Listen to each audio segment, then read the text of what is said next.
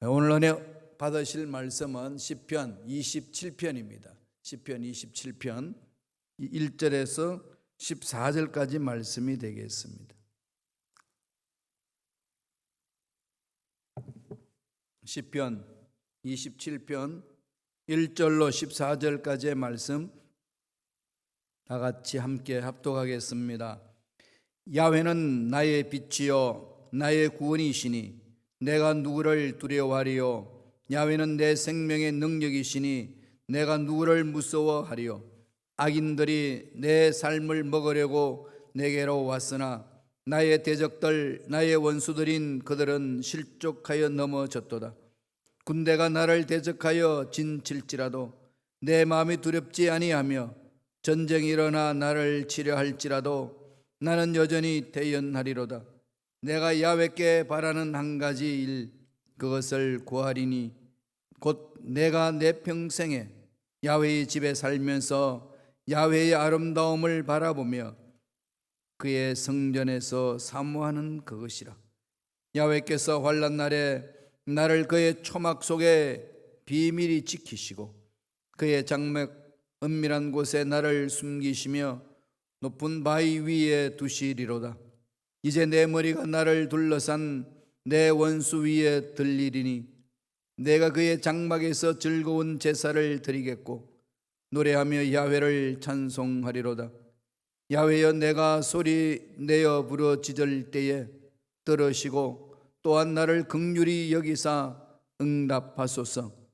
너희는 내 얼굴을 찾으라 하실 때에 내가 마음으로 주께 말하되 야훼여 내가 주의 얼굴을 찾으리다 하였나이다. 주의 얼굴을 내게서 숨기지 마시고 주의 종을 놓아여 버리지 마소서. 주는 나의 도움이 되셨나이다. 나의 구원의 하나님이시여 나를 버리지 마시고 떠나지 마소서. 내 부모는 나를 버렸으나 야훼는 나를 영접하시리이다. 야훼여 주의 도를 내게 가르치시고 내 원수를 생각하셔서 평탄한 길로 나를 인도하소서. 내 생명을 내 대적에게 맡기지 마소서. 위정자와 악을 토하는 자가 일어나 나를 치려 함이니이다. 내가 산자들의 땅에서 야훼의 선하심을 보게 될 줄 확실히 믿었도다. 너는 야훼를 기다릴지어다. 강하고 담대하며 야훼를 기다릴지어다. 아멘. 이 말씀으로 야훼께 바라는 한 가지라는 제목으로 은혜 말씀을 나누겠습니다. 오늘 본문 내용 다윗이 지은 시입니다. 학자들은 어떤 배경을 가지고 있을까 연구를 많이 하는데 대략 주장하는 내용들을 보면은 다윗이 아들 압살롬의 반역 때에 피해 갔을 때 피해 가면서 죽음의 위기에 빠져 있는 이 참 원통함 속에 있을 때 지은 시다 그럽니다. 아들 압살롬 중심으로 나라가 이제는 전복되기 될 수 있는 위기에 빠져 있습니다. 그리고 다윗을 따르던 신하들도 다 압살롬 쪽으로 붙었습니다. 어쩔 수 없이 피신해야만 되는 거죠. 대항해서 싸울 수도 없고 그러면 아들도 죽으니까 그냥 아버지가 피하는 길밖에 없었습니다. 그래서 피했어요. 피해가면서 자기 생명을 주관하시고 자기 인생을 책임져 주시는 하나님을 사모하면서 지은 시입니다. 그래서 자기 일생 동안에 바라는 것이 딱 한 가지 있습니다. 이걸 고백하고 있습니다. 여러분 각자 다 소원이 있지요. 딱 한 가지. 야훼께 바라는 한 가지를 구하라면은 여러분 무엇을 구하시겠습니까? 무엇을 바란다, 무엇을 원한다, 그것을 향하여, 그것을 취하기 위하여 열심히 사는 거 아니겠어요? 바라는 소망이 있는 거죠. 소망이 있어야 힘들고 어려운 것을 참아낼 수 있습니다. 궁극적으로 여러분 소망하는 게 뭡니까? 이 세상의 것들은 다 없어지는데 없어지지만은 그래도 나는 이게 필요합니다. 그래서 살인 동안에 이건 꼭 필요합니다. 이러면서 달려가잖아요. 가다가 이제 원대로 안 돼서 지치기도 하고 힘들기도 하고 또 나중에 취하고 나서 보니까 별거 아니었는데 내 인생을 내가 여기다가 다 올인하는 것이 어리석었구나 후회하기도 하고 그렇게 인생이 흘러갑니다. 자, 이런 상황 속에서 저와 여러분들이 오늘 시편 27편을 대하면서 어떤 마음을 품어야 될까요? 다윗처럼 한번 돌아봤으면 좋겠어요. 정말로 내가 원하는 궁극적인 그 관심이 어디 있는지, 나의 궁극적인 관심이 어디 있는가? 중요한 거죠. 궁극적인 것을 위해서 우리는 달려가기 때문에 그렇습니다. 내 인생에 가장 가치 있는 것, 이거 나의 꿈이기도 하고 나의 비전이요, 나의 소원이요, 내가 반드시 이 땅에서 이루어져야 될, 그리고 이 땅에서 이루어지는 그것이 이 땅에서 끝나는 게 아니라 영원토록 천국에서도 이어질 수 있는 그것, 그거면 최고겠지요. 오늘 다윗은 뭐라고 이야기하나요? 첫째로 야훼의 집에 사는 것이다 그럽니다. 야훼의 집에 산다라는 말이 무슨 말일까? 야훼의 집이 이 세상에 어디 있습니까? 교회가 야훼의 집인가요? 아니죠. 교회는 에클레시아, 구원받은 사람들이 모여서, 구원받은 죄인들이 모여서 예수를 닮아가는 곳입니다. 그곳에 하나님의 임재하심을 체험하는 곳이지요.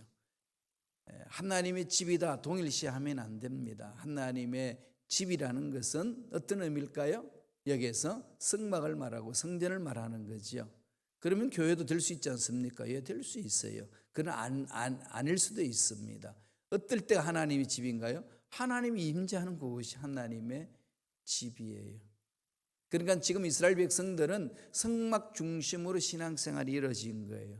성막 중심으로. 그 성막이 화려한가요? 아닙니다. 초라한 거죠. 천막이잖아요. 그리고 그것을 나중에 이제 솔로몬 시대 때 성전을 짓습니다마는 그러기 전까지는 그냥 천막 초라합니다. 그런데도 그것을 사모한다는 거죠. 그 집에 있기를 원합니다. 이유가 딱 한 가지 있는 거 아니겠어요? 뭐죠? 하나님이 임재하시는 그거, 하나님이 함께 하시는 그거, 그래서 사모한다는 거예요. 다른 말로 말하면 뭘 사모한다는 걸까요? 하나님의 임재를 사모한다는 거죠. 하나님과 함께 하기를 사모한다는 겁니다. 그렇잖아요. 사랑하는 님과 함께만 있으면 어디든지 못 갈 곳이 어디 있겠습니까? 그렇죠? 정말로 사랑하는 사람이 나와 함께 있으면 사람들이 다 없어도 외롭지 않아요. 사람들이 그렇게 많이 모여도 사랑하는 사람과 함께 있지 않으면 군중의 고독을 느끼잖아요. 그게 일상생활에서 체험하는 거 아니겠습니까? 마찬가지로 나를 창조하시고 나를 살려주시는 하나님과 함께 하신다면 그것은 어디에 있든지 상관없다는 거죠.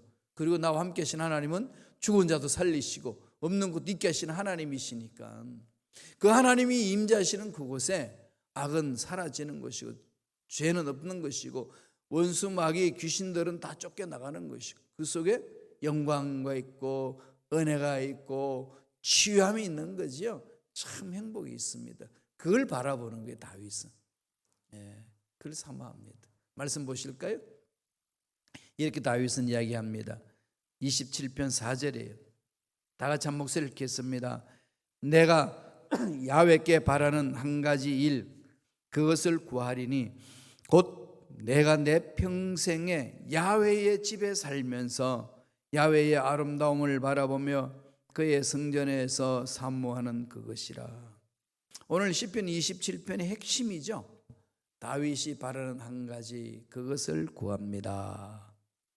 뭐죠? 내 평생에 야훼의 집에 살면서, 야훼의 집에 사는 것, 하나님과 더불어 함께 사는 것, 이것보다도 더 행복은 없습니다. 내 인생의 전부입니다. 이렇게 이야기를 하는 거죠. 다윗이 유다 광야에 있을 때 지은 시가 또 하나 있습니다. 시편 63편 1절 2절 다 같이 읽어볼까요? 하나님이여 주는 나의 하나님이시라. 내가 간절히 주를 찾되 물이 없어 마르고 황폐한 땅에서 내 영혼이 주를 갈망하며 내 육체가 주를 앙모하나이다. 내가 주의 권능과 영광을 보기 위하여 이와 같이 성소에서 주를 바라보았나이다. 고난 중에서 다윗이 찾은 곳은 야훼 하나님이에요. 성소의 산을 본다는 하나님 임재하시는 그곳이 거룩한 장소지 않습니까? 고난 중에서도 하나님을 찾고 기쁨 중에서도 하나님을 찾습니다. 고난 속에서만 하나님을 찾는 다윗이 아니라 기쁨 중에서도 가장 중요한 분은 하나님이십니다 고백하는 거죠.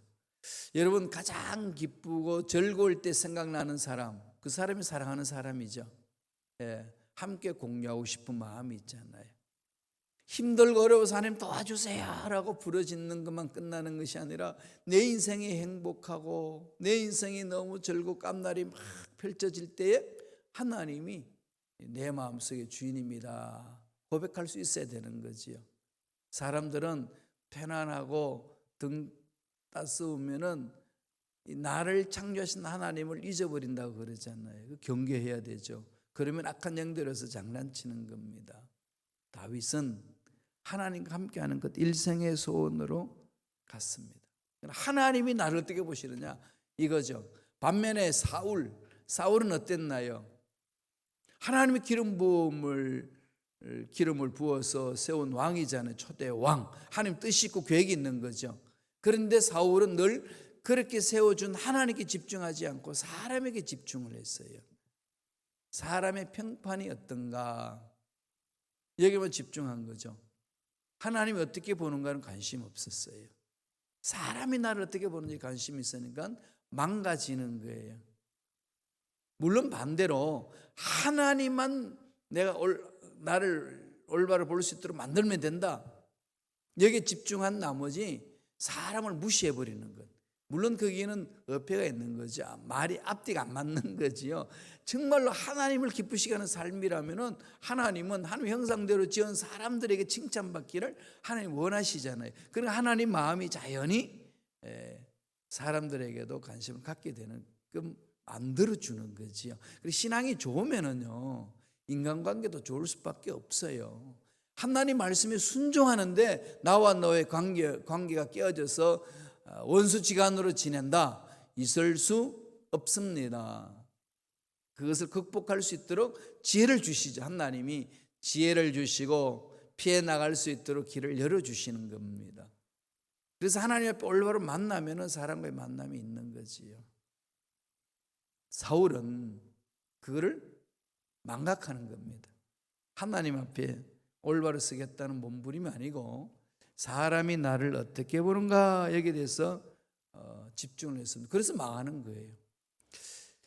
참 묘하죠, 그죠? 이 세상 행복을 위해서 달려가지만은 그 행복의 근원은 하나님에서부터 오는데 그걸 잊어버리면 행복도 다 잃어버립니다. 건강을 위해서 몸부림치지만은 건강을 주시는 근본적인 그 원동력, 생명력은 하나님으로부터 오는 거지 않나요? 그걸 잊어버리고 건강하겠다고 좋은 약 먹고 음식 먹고 운동하고 아무리 날려줘도 하나님 생명을 거둬가면 끝나는 거지요. 왜 이렇게 사람이 어리석을까요? 정말 어리석습니다. 참 힘들죠, 그죠? 그래서 날 말씀 앞에 들어와야 돼요. 여러분 타조 아시나요? 타조가 사냥꾼 막 쫓아서 가면은요, 그 덤불이 있으면은 막 도망가다 지치면 덤불 속에 머리만 박아놓고 있어요. 머리에 박으면은 타조는 안 보여요, 그죠? 자기 몸은 바깥에 나와 있어도 자기는 다 숨었다고 생각하는 거지. 자기 눈에 아무것도 안 보이니까 덤불 속에 박혀 있으니까. 꼭 어리석은 인간의 모습하고 너무 비슷하지 않나요? 돌아봅시다. 내 인생의 행복의 근원은 하나님이에요. 사람의 앞에 올바로 평판을 좋게끔 만드는 것도 하나님 손에 있습니다. 하나님의 음성에 순종할 때에 그런 일도 감당할 수가 있는 거지요. 사도 바울도 그랬어요. 사도 바울이 이렇게 고백합니다. 빌립보서 1장 20절 21절입니다. 다 같이 읽겠습니다. 나의 간절한 기대와 소망을 따라 아무 일에든지 부끄러워하지 아니하고 지금도 전과 같이 온전히 담대하여 살든지 죽든지 내 몸에서 그리스도가 존귀하게 되게 하려 하나니 이는 내게 사는 것이 그리스도니 죽는 것도 유익함이라. 무슨 말을 하려고 하는지 이해하시죠? 그는 오직 하나님께 집중한다는 거예요. 하나님께 목숨 바쳤다는 겁니다. 살아도 하나님 것, 죽어도 하나님 것. 온전히 하나님 손에 의해서 이루어집니다. 사도 바울의 관심은 전적으로 자기를 창조하시고 이 땅에 있게 하신 하나님께 집중하는 거지요. 이런 다윗과 사도 바울, 이 사람만의 문제가 아니고 이런 사람들 있는 게 아니고 성경에 보면은 절비하죠. 하나님 앞에 쓰임받은 모든 일꾼들은 늘 하나님이 나를 어떻게 보시나, 나는 어떻게 하면 하나님의 말씀에 순종하는 게 관심이 있습니다. 하나님의 말씀에 순종하는 데 집중하면은 하나님의 말씀은 어떤 말씀인가요? 이웃 하나님을 사랑하고 이웃을 내 몸과 같이 사랑하는 거잖아요. 십계명이 그렇게 담아 놓은 거잖아요. 그렇지요? 그렇게 이루어져 있습니다. 그래서 예수님 오셔서 주신 계명이 사랑의 계명이잖아요. 사랑의 계명은 두 가지죠. 하나님을 사랑하고 이웃을 내 몸과 같이 사랑하는 것. 그게 하나님 명령에 순종하는 길이고 주님의 명령에 순종하는 길입니다. 따라서 올바로 신앙생활을 하게 되면은 사람 앞에도 칭찬 듣게 되어 있습니다. 열심히 살면 핍박받는데요.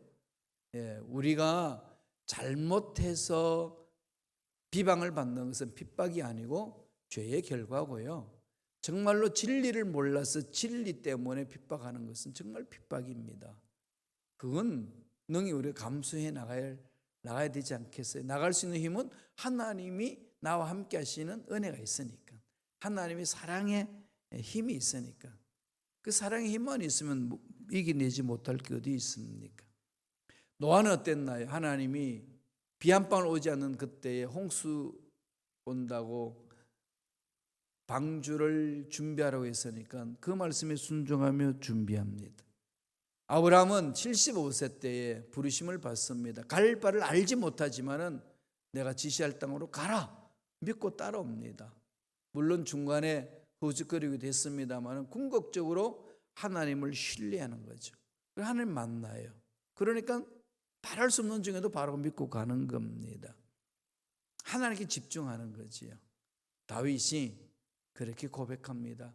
압살론을 피해서 도망가면서 자기가 사모하는 것은 야훼의 성전이라는 거예요. 하나님 함께 하시는 그곳이라는 겁니다. 그게 나의 소원이라는 거예요. 결국은 하나님이 세우잖아요. 다윗을. 과정이 힘들고 어려워도 세워주신다는 것.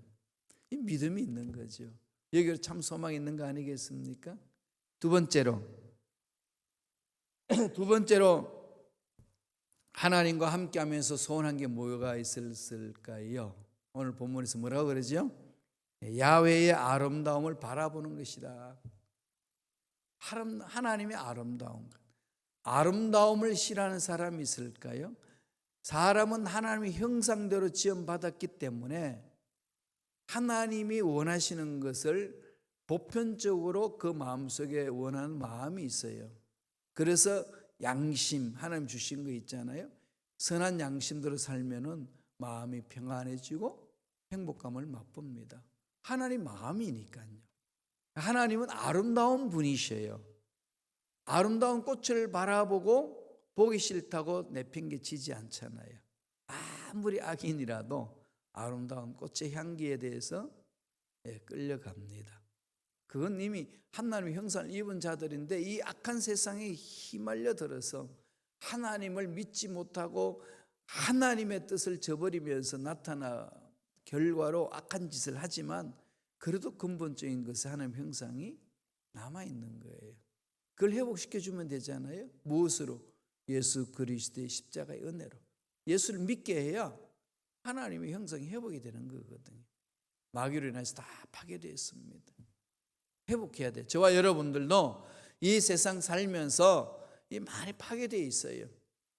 이미 죄로 인해서 다 죽었던 건데 예수님이 오셔서 살려주셨는데도 불구하고 예습관에 끌려다니면서 회복을 못 시키는 거지요. 신앙생활을 한다고 그러면서도 말씀에 순종하지 아니하고 옛날 세상 가치관에 끌려다니기 때문에 그렇습니다. 다윗은 압살롬을 피해서 도망가면서 하나님의 임재하는 그곳을 사모하고 또 하나는 그곳에서 하나님의 아름다움을 보고 싶습니다. 그렇게 말하는 거예요. 이 아름다움이 뭘까요? 우리 다시금 시편 27편 4절 보실까요? 다 같이 우리 한 목소리를 읽겠습니다. 내가 야훼께 바라는 한 가지 일 그것을 구하리니 곧 내가 내 평생에 야훼의 집에 살면서 야훼의 아름다움을 바라보며 그의 성전에서 사모하는 그것이라. 하나님의 아름다움을 바라본다. 아름다움을 바라본다. 심취하는 거죠. 하나님의 아름다움이 어떤 걸까요? 하나님의 사랑이잖아요. 하나님의 사랑은 아름답죠. 하나님의 은혜는 아름답죠. 하나님의 선한 손길들은 다 아름답잖아요. 다시 말씀드리면 하나님의 말씀에 순종한다는 거죠. 여러분 말씀을 쭉 펼쳐놓고 하나님이 하신 말씀 보세요. 얼마나 아름답습니까? 아름답다는 기준이 어디에 있나요? 각자의 가치 기준이 있겠지만은 근본적으로 아름다움은 하나님의 형상을 회복하는 겁니다. 질서정연하고 모든 것이 균형 있게끔 만들어져 있는 것, 아름다움이지요. 사람 얼굴도 그러잖아요. 사람 얼굴도 아주 균형이 잘 맞춰져 있고 생김새 하나하나가 있는 자리에 정확하게 있고 그리고 질서정연하게 잘 빚어져 있는 상태. 물론 이제 거기에 대해서 바라보는 관점이 여러 가지 차이는 있습니다만 이제 보편적으로 그렇다는 거예요. 그 마음 어디서 왔을까요? 하나님 아버지의 마음입니다. 하나님의 아름다운 것은 사람들이 보면 볼수록 심취가 돼요. 멀리 갈 필요 있나요? 앞에 있는 이 백합화만 보세요. 참 정말로 멋지게 만들어져 있잖아요. 그죠? 이 꽃을 보면서 하나님의 아름다움을 유추할 수가 있는 거죠. 하나님의 아름다움은 그렇습니다. 시편 90편 17절 볼까요? 다 같이 읽겠습니다. 주 우리 하나님의 은총을 우리에게 내리게 하사 우리의 손이 행한 일을 우리에게 견고하게 하소서. 우리의 손이 행한 것을 견고하게 하소서. 여기에서 우리 하나님, 주 우리 하나님의 은총 됐죠.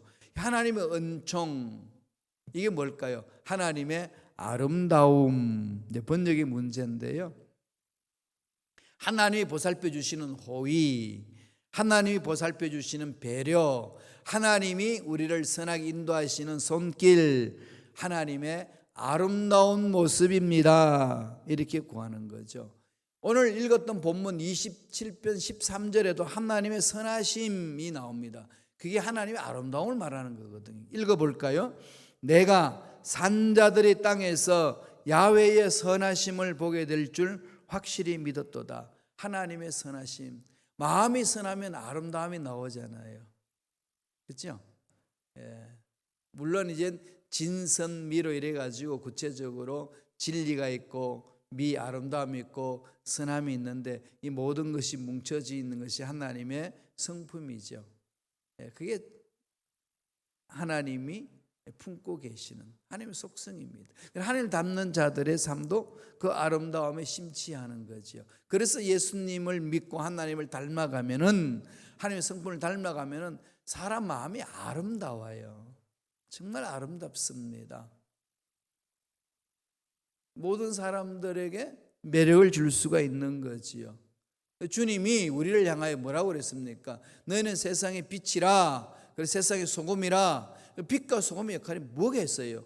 빛은 어둠을 밝혀내는 거, 어둠을 물리치는 거죠. 폭력이 있고 살인이 있고 폭행이 있는 그곳에 참 평화가 있습니다. 빛이 들어와서 어둠을 다 몰아내는 그곳에 아름답죠. 음식 맛을 내는데 소금이 필요하잖아요.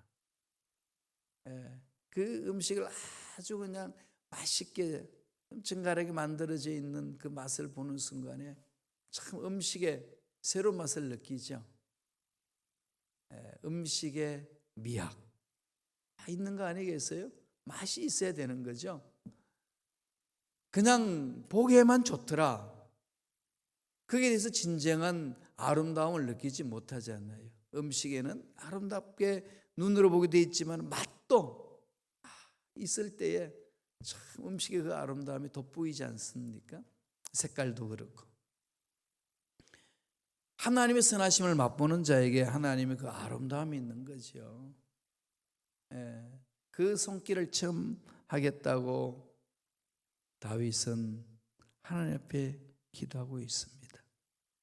하나님에 대한 사랑을 체험하는 것, 하나님의 은혜를 체험하는 것, 이게 아름다움이죠. 그래서 저와 여러분들은요, 하나님의 아름다운 솜씨로 인해서 빚어진 겁니다. 자꾸 세상 가치관으로 막 이렇게 우리를 내몰고 줄을 세우고, 그래서 아름다움의 순서를 정하고 이런 데 길들여져 있다가 보니까 자꾸 상대적으로 비교해서 아름다움을 찾으려고 그래요. 나는 너보다 아름다우니까 우쭐하고, 나는 너보다 아름답지 않으니까 우울하고, 이런 관계가 아닙니다. 하나님 형상대로 지음받은 그 자체가 아름다운 거예요. 그래서 시편 139편 14절에는 이렇게 고백을 합니다. 다 같이 읽겠습니다. 내가 주께 감사하오면 나를 지으심이 심히 기묘하심이라. 주께서 하시는 일이 기이함을 내 영혼이 잘 아나이다. 아름다운 솜씨로 나를 만드셨다는 거죠. 여러분, 그걸 앞에 서서 자기를 바라볼 때 하나님이 창조하신 기묘하신 존재다. 너무 신비로운 거죠. 측량할 수 없는 거예요. 어떻게 인간의 가치를 측량하겠습니까? 물론 이 피부, 눈, 다음에 심장, 이것을 그냥 이식했을 때 가치를 매겨가지고 인간이 그냥 매덕이 된다, 이렇게 이야기를 하는데, 그건 그냥 이 세상에서 가격을 매겨진 것을 가지고 따졌을 때 하는 거, 그걸 가지고 어떻게 설명할 수 있겠어요? 생명인데, 하나님의 생명인데 귀한 거죠. 자체가 아름답습니다. 그 아름다움을 창조하신 하나님을 바라보시고, 하나님, 평생 하나님 아름다움 속에 심취해서 오늘도 생명을 주신 것에 아름다움에 감격하며 내 인생을 여기까지 끌어오신 것에 감격하며 아름다움을 찬양하며 나가기를 원합니다. 주여 붙들어 주옵소서. 기도하며 가시길 바랍니다. 다윗은 그것을 소원했습니다. 다윗의 소원은 뭐죠? 하나님과 함께하는 것, 하나님의 아름다움을 체험하면서 하는 것이라고 고백합니다. 그 은혜가 저와 여러분 삶에 넘쳐날 간절히 축원합니다. 기도하겠습니다. 하나님 감사합니다. 우리에게 말씀으로 함께 하셔서 하나님과 함께 하시는 그 은혜를 체험하게 도와주시고 하나님의 아름다움을 볼 수 있도록 축복해 주시니 감사합니다. 어두운 우리의 생각을 밝게 만들어 주시고 병든 이성을 치유하여 주셔서 온전히 하나님의 아름다움을 보고 하나님의 위대함을 바라보며 믿음으로 달려가는 우리가 될 수 있도록 역사하여 주시옵소서. 은혜에 감사하여 예물 드립니다. 드린 손길 기억해 주시고 하늘문을 열어주시고 형통한 놀란 복 있게 하여 주시며 주신 복으로 하나님을 잘 섬겨 나갈 수 있도록 역사하여 주옵소서. 감사하고 예수님 이름으로 축복하며 기도드리옵나이다. 아멘.